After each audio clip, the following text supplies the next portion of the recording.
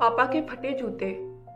हम वो सब करते हैं जिससे हमारे पेरेंट्स को खुशी मिले, लेकिन कभी कभी जाने अनजाने में हम कुछ ऐसे काम भी कर देते हैं जो बाद में रियलाइज होता है कि नहीं करने चाहिए थे, और इससे कितना घात लगा होगा हमारे पेरेंट्स को, हमारे माँ को या मेरे पापा को। ऐसे ही कुछ ही कहानी है, और कहानी इतनी सुंदर है, आप इसे अगर लास्ट तक सुनते हैं तो आपको पता चलेगा कि एक बेटे के हृदय की भावना और एक बेटी के हृदय की भावना में कितना अंतर है।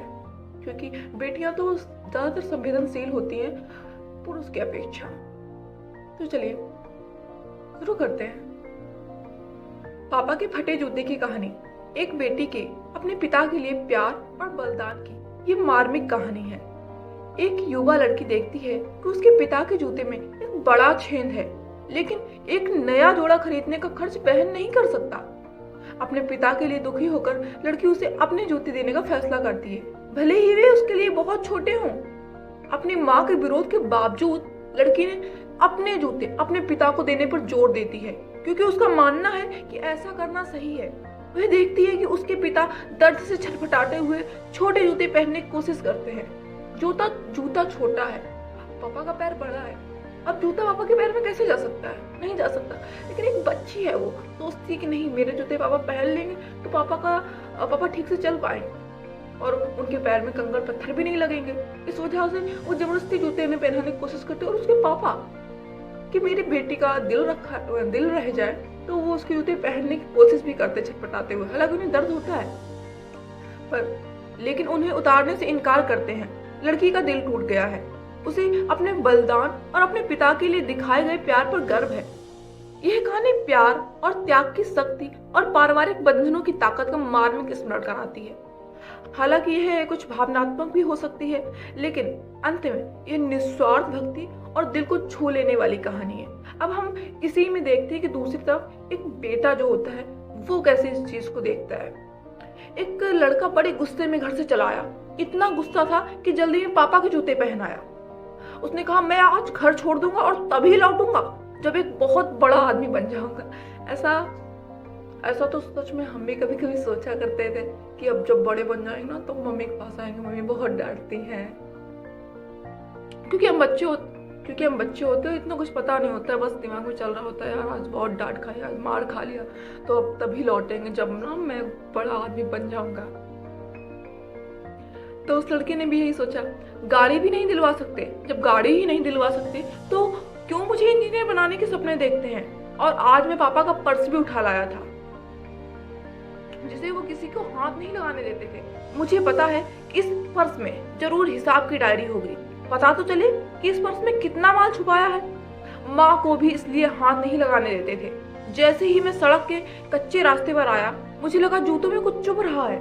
मैंने जूता निकाल कर देखा तो मेरे पाँव से खून निकल आया था, शायद जूते की कोई कील निकल आई थी। दर्द हुई, पर मुझे गुस्सा बहुत था और घर से जाना ही था। घर छोड़कर जैसे ही कुछ दूर सड़क पर निकला, मुझे पाँव में गीला गीला महसूस हुआ। सड़क पर पानी बिखरा हुआ था। पाँव उठाकर देखा तो जूते का तला जो था वो टूटा हुआ था। जैसे तैसे लंगड़ाकर बस स्टॉप तक पहुंचा। पता चला 1 घंटे तक कोई बस ही नहीं थी। मैंने सोचा क्यों ना तब तक पर्स की तलाशी ले ली जाए। मैंने पर्स खोला, एक पर्ची निकली, उसमें लिखा था, लैपटॉप के लिए 40,000 अभिनंदन जी से लिए हैं। जो लैपटॉप मेरे पास घर पर है, उस लड़के ने सोचा कि जो मेरे पास घर पर लैपटॉप है, और उससे पापा ने अभिनंदन से 40,000 रुपए लिए थे। दूसरी पर्ची मुड़ी हुई थी। अब उसने कहा इसे खोलते हैं। अब उसने उसको खोला तो उसमें देखा कि ऑफिस की हॉलीडे लिखा था। उन्होंने हॉबी लिखी थी, अच्छे जूते पहनना। ओहो, अच्छे जूते पहनना। पर उनके जूते तो, मैं घर की ओर भागा। अब वो कील भी नहीं चुभ रही थी। मैं घर पहुंचा, पापा वहीं थे। मैंने उन्हें गले से लगा लिया और आंसुओं से उनका कंधा भिगो दिया। मुझे नहीं चाहिए बड़ी गाड़ी, बस आप नए जूते ले लो, और मुझे भी बड़ा आदमी बनना है, वह भी आपके तरीके से। जाने अनजाने गलतियां सबसे होती हैं, लेकिन उन गलतियों से कुछ ना सीखना उससे भी बड़ी गलती होती है। बच्चे हैं, जाहिर है, पता नहीं चलता कब क्या गलती कर देते हैं, लेकिन जैसे जैसे मैच्योर होते हैं हमें पता चलता है कि वो वाली गलती तो बिल्कुल नहीं करनी चाहिए थी। हाल कैसे करती है मैंने ये गलती, जब मैच्योर हो जाते हैं। लेकिन फिर ये बात समझने में थोड़ी सी टाइम लगता है कि यार हम सब बच्चे थे। तो कहते बच्चे थे तो क्या हुआ, मैंने किए क्यों, कुछ ऐसी गलतियाँ होती हैं।